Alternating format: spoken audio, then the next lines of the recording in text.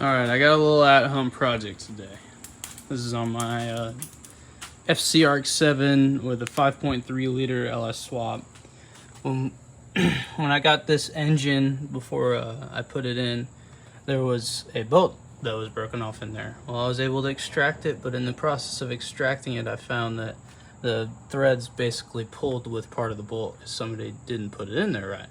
Well, so I'm gonna have a lovely little drill, and let me try not to expose how dirty my garage is. I got heel coil kit. Stanley makes these. You can buy them on Amazon. Great. You know, just doing lovely exhaust manifold things. And in the process of doing that, this, spark plug wire decided it didn't want to be there anymore. But hey, all that just to go have some fun and drill.